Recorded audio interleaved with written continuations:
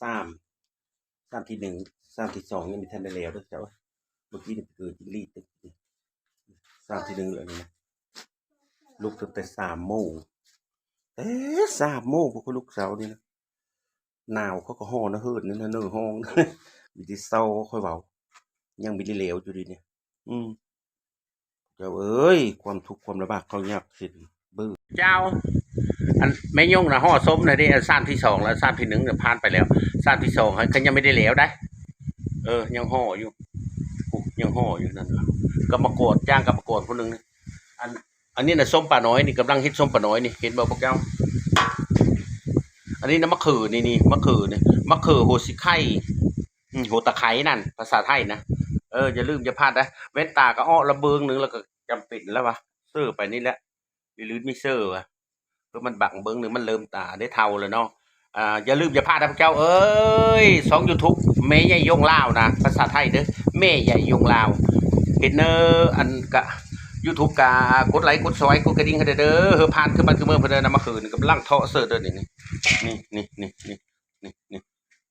หลังจากเฮาซอยเลยเด้คือมันสนิทเด้ออย่าลืมเด้อพี่น้องเด้อติดตามกันต่อไปเด้อพี่น้องเด้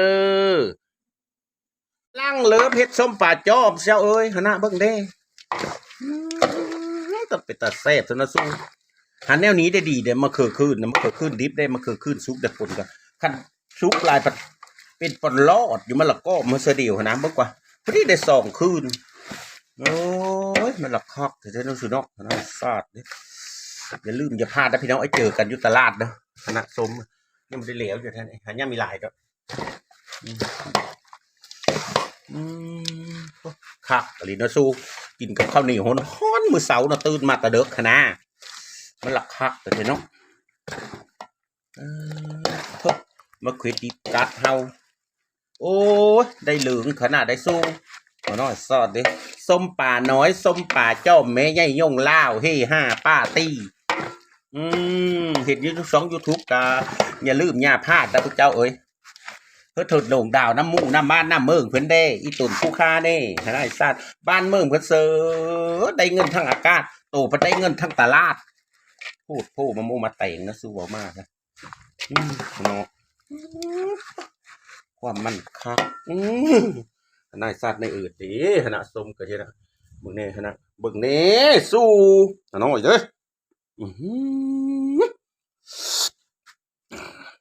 เป็นตะแซ่บเถอะยังไม่ได้ซีบมึงได้ยังไม่ได้ซื้อได้ทันได้ซื้อได้ผงซูโรทูเลตก็เดี๋ยวยังไม่ได้ซื้อได้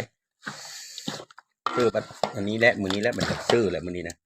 คิดมากๆไม่ได้ซื้อแต่ข้าวเหลืองข้าวซุปหูข่าหูกระเทียมเนื้อนา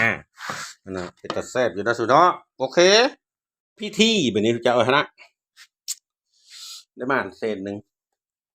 หลานไส้เพิ่นมาเฮ้ยเดี๋ยวเพิ่นซื้อซอยเศษหนึ่งจริงๆอันนี้ส้มปลาน้อยเนี่ยมืออื่นเสาจังหายมืออื่นเสาหายตัวนี้จบพิธีแล้วเรียบร้อยไปดิเจอกันที่ตลาดนะเจ้าตลาดใหญ่นะจ๊ะสามัคคีใส่คนก็ว่าจะอยู่แกงเกาะบอกว่าอ๋อเว้าไปแล้วเลือจังหารเว้าเนาะผู้ไทยอัศพรคักนี่เว้าผู้ไทยจ้อยๆเพราะว่าเว้าอยู่เมืองจำโพดเหมือนความโอมเนาะสู้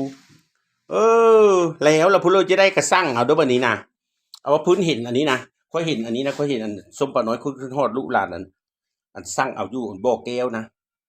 ที่พิเศษนะสวัสดีคนนับอีโคกับบีส่งแล้วเนาะตะกี้เนาะขากระส่งมันกับโบเพลงที่สุดเพลงเลยพวกเจ้าขากระส่งผู้ดีฮอดผู้ดีเก้ามือเดี๋ยวฮอดเข่งบ่อแก้วนะใครเนี้ยอันนี้ส้มปลาน้อยนี่ใครอยู่เป็นเลือตัววันยาลูวะเป็นตะกินวะข้าวเหนียวเบิดตีแต่มันหน่อยวะ